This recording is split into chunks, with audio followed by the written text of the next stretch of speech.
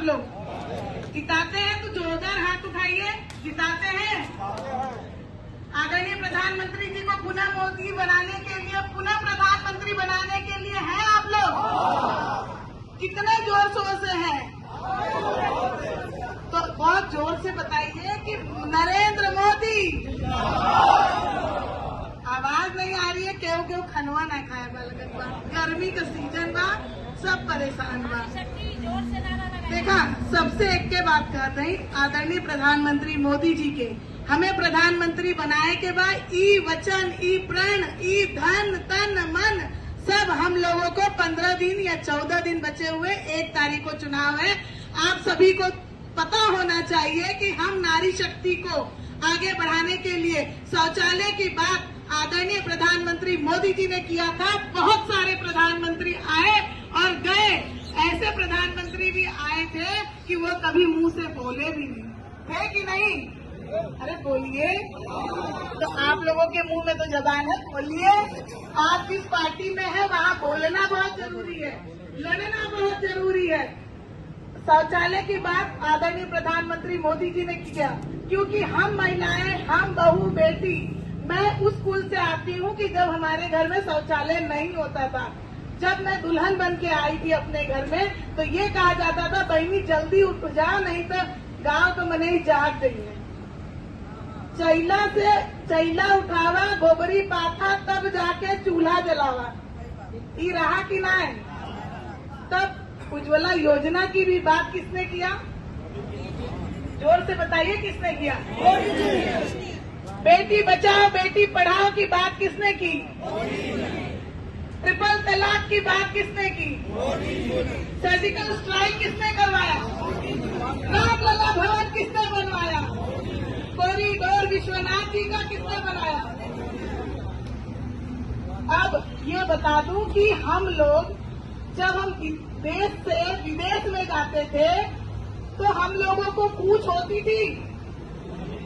अब रीता जी, पहले हम वाराणसी की बात करें तो ना, ये यहाँ की लोकसभा का, तो आज के डेट उसमें क्या स्थिति है आपकी? आप स्थिति पूछ रहे हैं? यहाँ तो बम बम बोल रहा है काशी, नमो नमो हो गया है। मातृशक्ति अपने परिवार, अपने भाई आदरणीय प्रधानमंत्री मोदी जी के साथ है। तो आप सोच लीजिए वाराणसी की क्या स्थिति होगी। स्थिति मत पूछिए, अब तो भूचाल आने वाला है।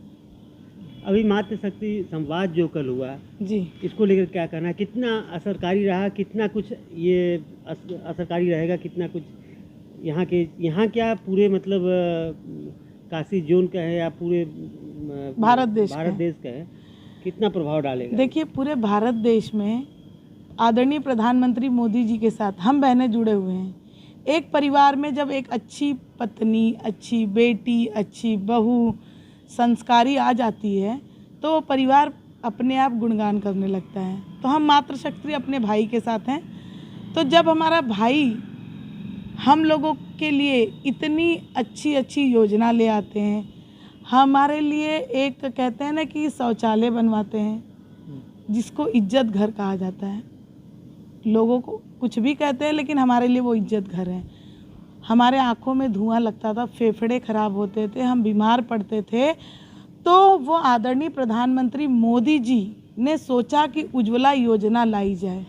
बेटी बचाओ बेटी पढ़ाओ। कभी किसी ने बेटियों को 5वीं के बाद लोग अपने घरों से नहीं निकालते थे, कहते थे ज़्यादा से ज़्यादा शादी हो जाए, जो भी, लेकिन उन्होंने बेटी को आगे लाया। ट्रिपल तलाक, हर जाति के लोगों को वो कार्य कर रहे हैं, बहनों के लिए। आप देख लीजिए, सर्जिकल स्ट्राइक देख लीजिए, इतना बड़ा रामलला भवन उन्होंने 500 साल बरस का जो इतिहास था वो पूरा किया। राम जी 14 साल बरस वनवास सहे, परंतु एक आदरणीय प्रधानमंत्री मोदी जी आए और उन्होंने जो प्रण लिया, जो वचन दिया, उसे पूरा किया है।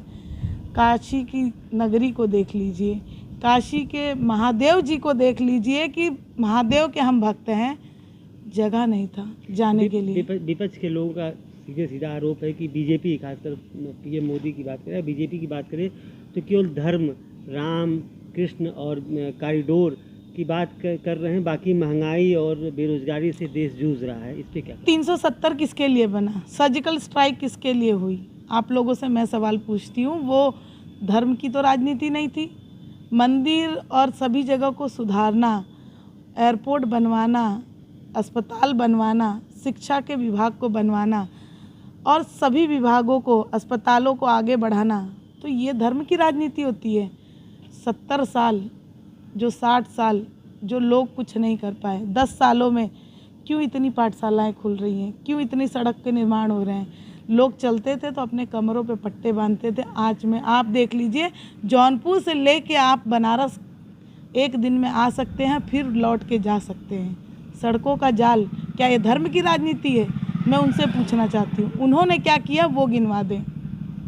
मातृशक्ति, खासकर महिलाओं की बात करें तो ये पहली बार देखा जा रहा है कि इतनी बड़ी तादाद में जो महिलाएं हैं, मातृशक्ति कहिए, वो इस राजनीति में या लोकतंत्र से जुड़ी हुई है। इसका क्या वजह है? सभी वादे पे वादा करते थे, किसी ने पूरा नहीं किया। 33% आरक्षण लाने वाले एक आदरणीय प्रधानमंत्री, हमारे भाई, भारत देश के भाई ने पूरा किया। हम महिलाओं को अपने जगह पे इज्जत नहीं मिलती थी, देश विदेशों में हमारी इज्जत करना आदरणीय प्रधानमंत्री मोदी जी ने किया। तो हमारी बहनों का एक तो हक बनता है कि हम उस दिन, उस पर्व को अपने त्यौहार की तरह मनाएं और इतना बटन दबाएं 1 तारीख को कि लोगों की जमानत जब्त हो जाए। 4 तारीख को क्या पोजीशन रहेगा? कितना पार करेंगे आप लोग? अगर पहले तो बनारस लोकसभा की बात करें तो ये आपके हिसाब से कितने वोट से यहाँ पर मतलब प्रधानमंत्री नरेंद्र मोदी अचीव कर रहे हैं? इसके साथ साथ कितनी सीटें पर आप लोग? उत्तर प्रदेश की बात करें तो पूरी की पूरी 80 की 80। भारत देश की बात करें तो 4 जून को परिणाम है, 400 पार। 5 जून को योगी जी का बर्थडे है। तो उत्तर प्रदेश वालों को बम बम बोल रहा है काशी, 400 पार हम हो रहे हैं और जो हैं उनकी जमानत जब्त ना हो जाए। धन्यवाद।